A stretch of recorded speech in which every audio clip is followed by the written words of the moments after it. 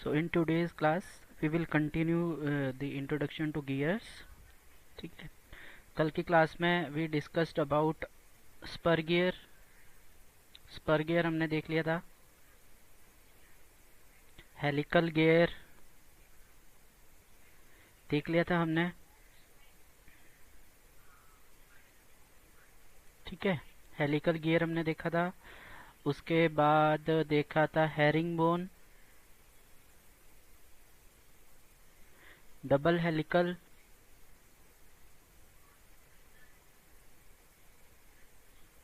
और बीवल गियर।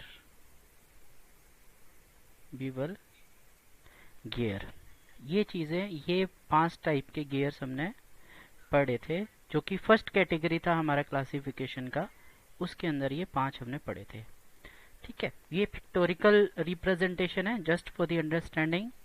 ये डायग्राम है स्पर गियर का, this is for the spur gear. तो ऑब्जर्व आप अपने आप कर सकते हो अब कि इसके अंदर जो हम इसका एक्सिस है गियर का, उसके पैरेलल टीथ लगे हुए हैं, है ना। तो ऑब्जर्व करोगे, these teeths are parallel to this axis. ये स्पर गियर हो गया। हेलिकल गियर में कुछ एंगल बना होता है, so if this is the axis तो कुछ एंगल होगा हमारा हेलिकल गियर के केस में। ये जो एंगल बन रहा है, इस एंगल को हम बोलते हैं, डिनोट करते हैं, टॉर्क चाहिए हमें, रिक्वायर्ड जो यहाँ पे टॉर्क प्रोड्यूस हो रहा है, ये एक्सियल था। तो Ft जनरली इस तरीके से हम डिनोट करते हैं, और एक्सियल साई ऑफ, है ना। तो आप देखो, एक्सियल हमें कम होना चाहिए, इट शुड बी कम, it should be low. Low कब होगा? साइन की मिनिमम वैल्यू कब होती है? 0, है ना। साइन 0 0 ना, 0 डिग्री पे, और मैक्सिमम 90 डिग्री पे 1 हो जाता है। 0 और 1 माइनस को अगर मैं छोड़ दूं, ठीक है। तो इस साई की वैल्यू आप जितनी कम रखोगे ना, उतना आपके लिए बेटर है, कि उतना एक्सियल कंपोनेंट कम आएगा, और उस हिसाब से क्या होगा, कॉस ये जितना कम होगा उतना हमारे लिए अच्छा है, तो फ्रिक्शनल टॉर्क उतना अच्छा आएगा। तो it should be as low as possible. 0 भी नहीं कर सकते भाई, फिर तो बचा ही गया, फिर तो वो स्पर गियर ही हो गया ना। तो इसीलिए जो इसकी हम रेंज रखते हैं, maximum to maximum, maximum to maximum ये 30 टू 35 डिग्री हम रखते हैं, इससे ज्यादा नहीं रखते। ये मैक्सिमम रेंज है, मतलब 30 is not the minimum range, this is the maximum. 30 रख लो या 35 रख लो, और मिनिमम तो जितना बन सके उतना बना लो, ठीक है, ओके। उसके बाद आप यहाँ पे थोड़ा सा गौर से देखेंगे, तो ये तो हेरिंग बोन है, यहाँ पे एक टीथ आया पूरा ऐसे, और ये ऐसे चला गया, एक टीथ आया ऐसे और ऐसे चला गया। यहाँ पे देखो, ये इस तरीके से है, then we have a slot इस तरीके से, ये ऐसे ऐसे और ऐसे जा रहा है। So this is double helical, इसको मैं डबल हेलिकल बोलूंगा, और this will B herring bone. फिर लास्ट में हमने देखा था, अगर इंटरसेक्टिंग शाफ्ट्स हैं तब हमें बीवल गियर्स की जरूरत पड़ती थी। और बीवल गियर के अंदर एक चीज हमने नोटिस की थी, कि जो उनकी शेप, जैसे मान लो एक्सिस है कोई, ये एक्सिस है, इसको मैंने बीवल गियर से ज्वाइन करना है, so this will be the shape of the bevel gear. Conical shape होगा, ये भी ध्यान रखना है आपने, it will be conical in shape, so this will be the shape of the bevel gear, ठीक है। इस तरीके का कुछ इंटरसेक्टिंग शाफ्ट को ज्वाइन करना है। तो हमने कल देखा था that we need to have the bevel gears. अब यहाँ पे देखो, इस तरीके का एक अरेंजमेंट बना रखा है। यहाँ पे जो शटर नहीं उठाते दुकान, ये देखो, ये एक गियर है, आप इसकी शेप को ध्यान दो, ये कोनिकल है, दिस इज कोनिकल, यहाँ पे अगर इसको देखोगे ये एक डायमीटर, नीचे ब्रॉडर डायमीटर दिख रहा होगा, दिस इज अगेन कोनिकल, है ना। तो इस तरीके का जो केस है, अब यहाँ पे देखो आपने पावर मोशन को इसको रोटेट करता है दुकान वाला और शटर ऊपर चले जाता है। शटर ऊपर कैसे जा रहा है, इसको रोटेट कर रहे हैं, इससे मोशन इस गियर में जा रहा है ना, और एक कोनिकल है। कोनिकल किसमें, अभी अभी मैंने बताया, वो आपके बीवल गियर्स में है, इंटरसेक्टिंग शाफ्ट्स हैं हमारे। तो ये रोटेट होना शुरू कर देगा, ये रोटेट होना शुरू कर देगा, तो जो शटर होगा इसके ऊपर, जो शटर होगा वो लिपटता चले जाएगा, अंदर एक शाफ्ट लगा होगा ये शाफ्ट के पीछे। तो बहुत काफ़ी जगह बहुत सारी एप्लीकेशंस में हम इसका यूज़ कर देते हैं। अब रैक एंड पिनियन, आप इतने उतावले हो रहे हो तो मैं आपको पहले ही बता देता हूँ, रैक एंड पिनियन बच्चा ऐसा होता है, ये होता है रैक। रुको मैं आपको ड्रिलिंग के एग्जांपल से बनाता हूँ, ज़्यादा समझ आ जाएगा आपको। दिस इज वन गियर,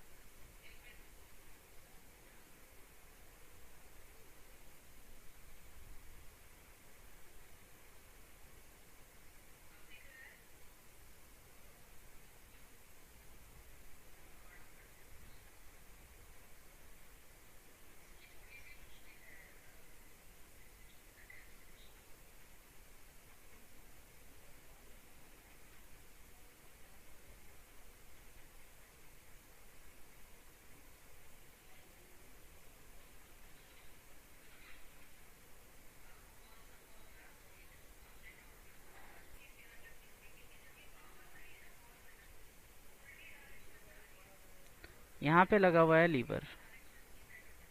अब जैसे ही लीवर को रोटेट करोगे, ये शाफ्ट है ना यहाँ पे, इस शाफ्ट के ऊपर एक गियर माउंटेड, आपने इसको रोटेट किया तो ये रोटेट होगा, तो ये टीथ जब आगे की तरफ जाएगा तो क्या होगा, ये जो ग्रीन वाला टीथ है इसको वो धक्का देगा, है ना, इसको पुश करेगा ना, तो उससे क्या होगा, ये लीनियरली ऐसे ट्रांसलेट करेगा। ठीक है, अब ये ट्रांसलेट करेगा तो ड्रिल नीचे जाएगा, तो वो वर्कपीस के ऊपर होल कर सकता है। तो यहाँ पे जो अरेंजमेंट है, दिस अरेंजमेंट जो लीनियर मोशन प्रोवाइड कर रहा है हमारे कटिंग टूल को, हमारे ड्रिल बिट को, वो उस अरेंजमेंट को हम कहते हैं रैक एंड पिनियन। बच्चा इसमें any confusion you can ask.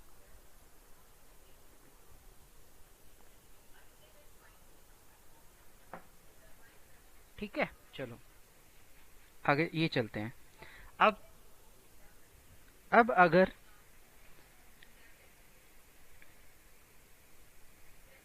इसमें बाद में आते हैं, यहाँ पे मैं छोटा सा बना देता हूँ। अब देखो, अब ना अगर आपके पास गियर सिस्टम है, ठीक है, जो मैंने कल बनाया था, वो पिछले पेज में होगा डायग्राम, दोबारा बना देता हूँ। अगर इस तरीके से दो गियर लगे हुए हैं,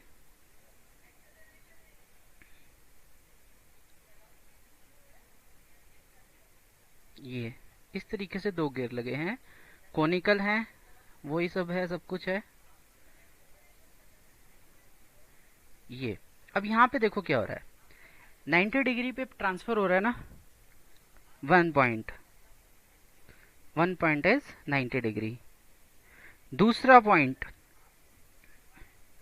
if number of teeths on both gears is same, मतलब जो रेशो है उनका टीथ का वो 1:1 है, तब जो बिवल गियर है हमारे पास, इसको हम बोल देते हैं मेट्रिक गियर। मेट्रिक गियर, ये क्लियर हुआ, बताओ जल्दी से, इसमें कोई डाउट तो नहीं है। पहला कंडीशन 90 डिग्री होना चाहिए, फुलफिल हो रहा है। दूसरा कंडीशन, अगर number of teeth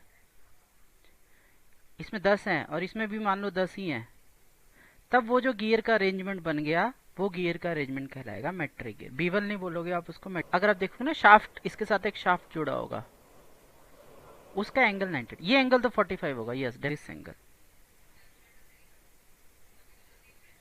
late me draw that as well. ये वाला जो एंगल है ये 45 डिग्री, ठीक है। और दूसरा क्या था, ratio ω1 to ω2 is equal to 1, या T1 to T2 is equal to 1, ये मेट्रिक, बस इतना सा याद रखो।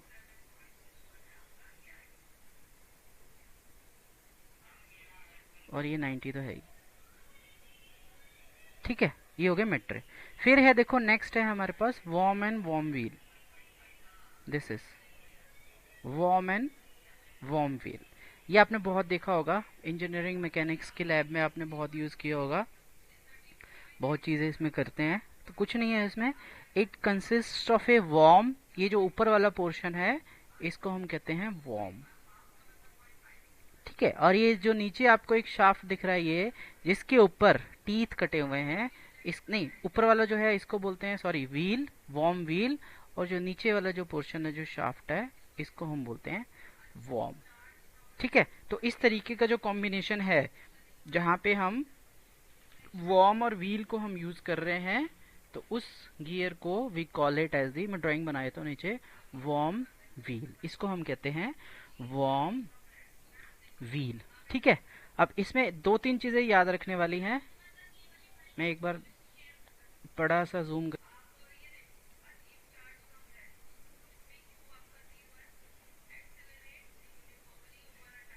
ये है हमारा वॉर्म एंड वॉर्म व्हील। ठीक है, अब कुछ चीजें इसके अंदर याद रखने वाली है आपको।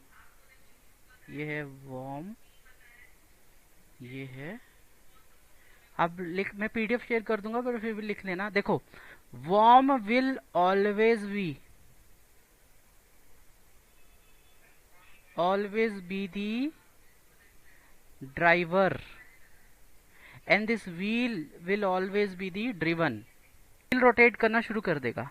अब अगर आप कहोगे कि नहीं भाई मैं व्हील को घुमाऊंगा और उससे वॉर्म घूमना चाहिए, वो नहीं हो पाएगा, वो पॉसिबल नहीं है इस केस में। अभी आगे बता दूंगा क्यों वो पॉसिबल नहीं है। तो दिस टूट जाएगा। हाँ, this worm will always be the driver, ये आपको याद रखना है। This wheel will always be the driven. ठीक है, ओके। अब इस केस में क्या हो रहा है, because it has heavy, very heavy sliding friction, बहुत हैवी स्लाइडिंग फ्रिक्शन होता है इसमें, जिस कारण इस मैकेनिज्म को हम सेल्फ लॉकिंग मैकेनिज्म भी बोल देते हैं। इस मैकेनिज्म को हम सेल्फ लॉकिंग मैकेनिज्म भी बोल देते हैं। सेल्फ लॉकिंग का मतलब है कि ये एक नाम होता है इरिवर्सिबल, ये इरिवर्सिबल मशीन है, ये सिस्टम है ये। आप वॉर्म को घुमाओगे वॉर्म व्हील घूम जाएगा, ठीक है, व्हील को घुमाओगे वॉर्म नहीं घूम पाएगा, मोशन ट्रांसफर नहीं कर पाएगा। तो ये इरिवर्सिबल मशीन है, सेल्फ लॉकिंग है, स्लाइडिंग फ्रिक्शन बहुत ज्यादा होता है। ये पॉइंट्स याद रख लेना। Worm is always driver, warm wheel is always be the driven, ये हमेशा ड्रिवन होगा, ये चीज याद रख लेना। ठीक है, जो वेलोसिटी रेशो होता है इसमें, वेलोसिटी जो रेशो है इसमें, that is very very high, 10:1, ठीक है, 50:1, 100:1, इतना ज्यादा इसका वेलोसिटी रेशो होता है। Velocity ratio is very high. Normal जो गियर्स होते हैं ना, नॉर्मल जो आप ऊपर पढ़ रहे हैं, स्पर गियर, हेलिकल गियर, ठीक है, फिर ये बीवल गियर, ये जो भी हैं, इनमें मतलब 3:2 या 5:1 लाना बहुत बड़ा चैलेंज हो जाता है। सेल्फ, इसके अंदर बहुत स्लाइडिंग फ्रिक्शन बहुत ज्यादा इसके अंदर प्रोड्यूस होता है। जो वॉर्म होते हैं हमारे, वॉर्म, एक वॉर्म, दूसरा वॉर्म, तीसरा वॉर्म और एक टीथ, ये इन दोनों के अगर बीच में अगर आप फ्रिक्शन, हाँ, स्पीड रिडक्शन बहुत ज्यादा हो रहा है ना, देखो 10 से 1 पे आ जा रहा है, 50 से 1 पे, 100 पे 1 पे, तो एफिशिएंसी इस सिस्टम की लॉ। ऐसे ही आप ना इसको उससे याद रखो, जब गाड़ियों में लगाते हो ना, आप क्या लगाते हो, screw jack, that is also a self locking device. अच्छा, एक्यूरेसी जो वर्ड है ना हमारा, इट डिपेंड्स ऑन कि उसका यूज कहाँ पे कर रहे हो आप। अब अगर आप बोलो भाई इससे मुझे मोशन ट्रांसफर करना है, तब तो एक्यूरेसी इसकी कुछ भी नहीं है, क्योंकि उस चीज़ के लिए बना ही नहीं। अब आप बोलो कि इससे मुझे हैवी चीज़ें लिफ्ट करनी है, तब एक्यूरेसी इसकी बहुत हाई है। मतलब यहाँ पे अगर एफिशिएंसी इसकी लो है तो इसका मतलब ये नहीं है कि it is a bad device. No, it is a very good device, क्योंकि बना ही ये इसलिए है कि वेलोसिटी रेशियो बहुत अच्छा अचीव हो पाए ये। अगर ये एक्यूरेट नहीं होगी ना, मतलब इसके जैसे मानो स्क्रू जैक हो गया ना, अगर मैं उसको भी बोलूँ, अगर वो एक्यूरेट नहीं है तो क्या होगा, आप गाड़ी उठाओगे, नीचे उसके नीचे मैकेनिक काम करने घुसेगा और गाड़ी नीचे गिर जाएगी, है ना। तो वो रिक्वायर्ड नहीं है वहाँ पे चाहिए कि भाई गाड़ी लिफ्टेड है, वेट लिफ्टेड है, तो उसी पोजीशन पे रहे जब तक मैं चाहूँ, वो उसकी एक्यूरेसी डिफाइन करेगा, वो बहुत अच्छी है। ठीक है ना, देता हूँ। मतलब जो अच्छा। देखो दो हैं इसमें हेलिक्स एंगल, इसका अलग हाँ होगा जी। वॉर्म का, और व्हील का अलग होगा। तो मैं इसका यहाँ लिख देता हूँ इसके ऊपर, इसके जनरली 60 से 65 डिग्री तक हम हेलिक्स एंगल रखते हैं। ठीक है, वॉर्म के अंदर। व्हील के अंदर हम जनरली, व्हील तो आप देखो, wheel is what, wheel is like gear, जैसे हमारे गियर है ना उसी तरीके से है व्हील। मेन जो काम है वो है वॉर्म का, इस शाफ्ट का। ये डिजाइन करना चैलेंज है। ये तो आप जितना मैंने उसमें बताया था 30 से 35 डिग्री के आसपास, ये आप उतना ही रखो, इसमें कोई दिक्कत नहीं है। बट इसका आपको हाई, फिर इसमें एक और फैक्टर आता है स्टार्ट्स का। थ्रेड्स पढ़े, डबल स्टार्ट से ट्रिपल स्टार्ट। स्टार्ट तो पता होंगे, आप मैकेनिक्स में ही पढ़ा होगा आपने स्टार्ट्स। आपने बिस्लेरी की बोतल देखी है, बिस्लेरी का जो यस सर। कैप है ना, कैप, ये बिस्लेरी है, बिस्लेरी नहीं, Kinley, Kinley, yes, Kinley, Kinley, Kinley है वो। किनले की बोतल देखना, बहुत अच्छा कंसेप्ट है उसके अंदर, ये कैप है उसका। ठीक है, और ये बोतल है। आप देखना किलने का जो ढक्कन है ना, आप जैसे ही कैप को इसके ऊपर चढ़ाओगे, एक कंप्लीट रोटेशन भी नहीं हो पाता है और कैप लॉक हो जाता है। कभी ऑब्जर्व करना इस चीज ये का, है ना। और आपकी घरों की बोतल है, उसको 3 से 4 राउंड पूरा घुमाना पड़ता है, तब जाके वो कैप लॉक होता है। ऐसा है ना, वहां क्यों है ऐसा, स्टार्ट्स का खेल है सारा। इसका जो इसके अंदर जो थ्रेड्स बने हुए हैं वो ट्रिपल, पहले तो ट्रिपल थे, अभी मुझे पता नहीं है, आपको 2-3 साल पहले की बात बता रहा हूँ, जब मैं मैकेनिक्स पढ़ाता था तब मैंने ये एग्जांपल दिया था। तो स्टार्ट्स जो हैं इसके अंदर वो ट्रिपल स्टार्ट होते थे पहले किलने के उस पे, कैप पे और इस पे थ्रेड्स पे। तो एफर्ट कितना कम हो गया। तो क्या कंक्लूजन है, जैसे ही आप स्टार्ट्स बढ़ाओगे एफर्ट कम हो जाएगा। और यहाँ पे जो नॉर्मल बॉटल्स हैं उसमें सिंगल स्टार्ट्स होते हैं, तो आपको एफर्ट ज़्यादा करना पड़ता है सेम काम के लिए, यू हैव टू डू। ये ठीक है, तो ये तो पहली कैटेगरी होगी हमारी गियर्स की, ओके। गियर्स की पहली कैटेगरी इज ओके। ठीक है, जो है हमारी, यही गियर्स थे आपके कोर्स में, जो फर्स्ट कैटेगरी वाला था ना, यही आपके फर्स्ट कैटेगरी के गियर्स आपके सारे कोर्स में थे। उसके बाद जो हमारी सेकंड कैटेगरी है, यहाँ पे लिख देता हूँ, सेकंड कैटेगरी थी हमारी अकॉर्डिंग टू,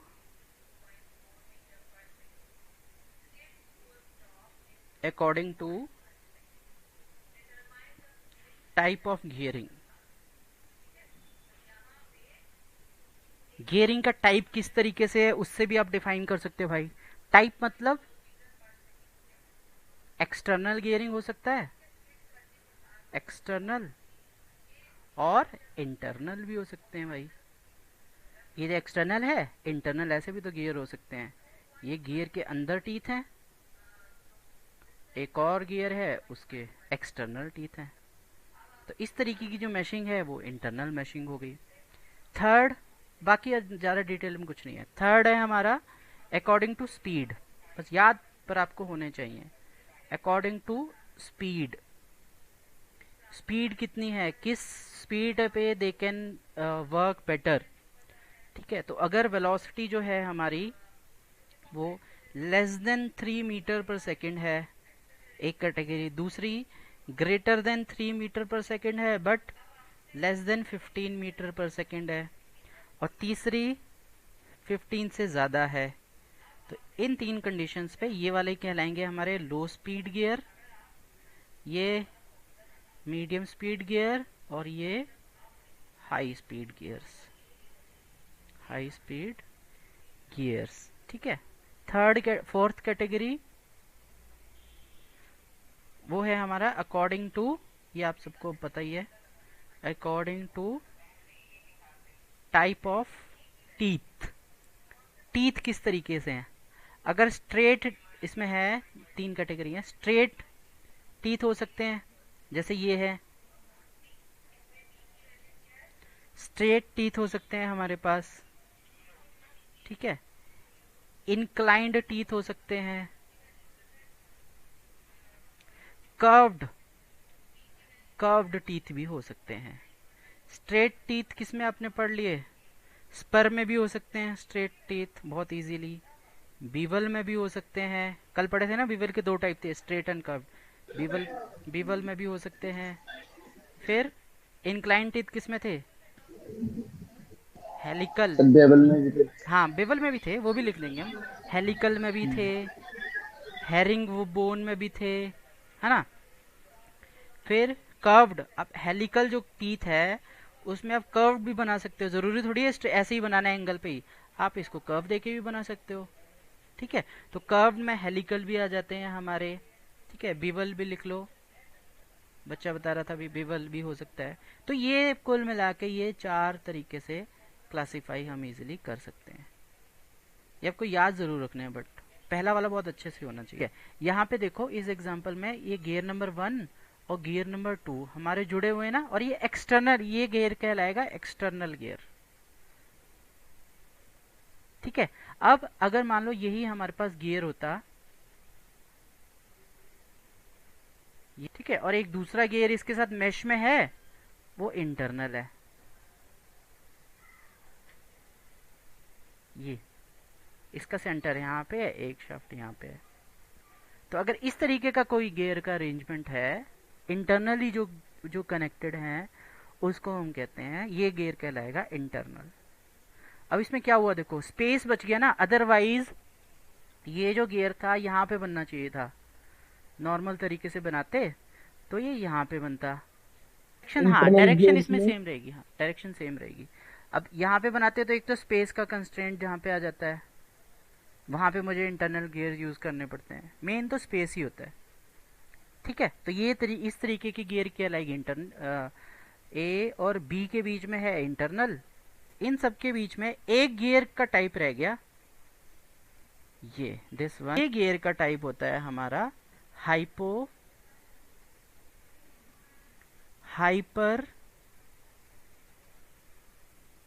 बोलॉइड प्रोफाइल। ये हाइपरबोलिक प्रोफाइल से बनते हैं। अब यहाँ पे आप देखोगे, यहाँ पे जो हमारे एक्सिस हैं शाफ्ट के, axis of shaft are neither intersecting nor parallel. पहले जो हेलिकल स्पर वगैरह के सब में पैरेलल था, इंटरसेक्टिंग के लिए हमने पढ़ लिया बिवल। अब यहाँ पे आप देखो एक गियर ये है ना, एक शाफ्ट ये जा रहा है, तो एक शाफ्ट तो ऐसे है और एक शाफ्ट ऐसे जा रहा है, आपस में वो इंटरसेक्ट भी नहीं कर रहे। इसके नीचे से जा रहा होगा ना, ये है ऐसे, ना वो इंटरसेक्ट कर रहे हैं और ना ही वो आपस में पैरेलल है। इस तरीके की भी हमारे पास एक कंडीशन हो सकती है। तो उस तरीके के शाफ्ट्स को ज्वाइन करने के लिए हम हाइपरबोलाइड प्रोफाइल गियर्स यूज करते हैं। इसको स्क्यू शाफ्ट बोलते हैं, जब इस तरीके की कोई शाफ्ट होती है ना, जो कि ना तो इंटरसेक्ट कर पा रही है और ना ही वो पैरेलल है, तो उस तरीके के शाफ्ट को भी कॉल इट है स्क्यू शाफ्ट। तो क्वेश्चन आएगा स्क्यू शाफ्ट को ज्वाइन कैसे करेंगे? With the help of hyperboloid gears. इसका एक एनिमेशन देख लेना, क्लियर हो जाएगा। ठीक है। बहुत कॉम्प्लिकेटेड है, हाइपरबोलॉइड शेप होता है ये, जो ये शेप है ना ये वाला, दिस इज हाइपरबोलॉइड शेप। ये लास्ट गियर था हमारा फर्स्ट कैटेगरी का। ओके। तो यहां तक हमारा गियर पूरा हो गया। नेक्स्ट क्लास में we will start the gear terminology, gear terminology.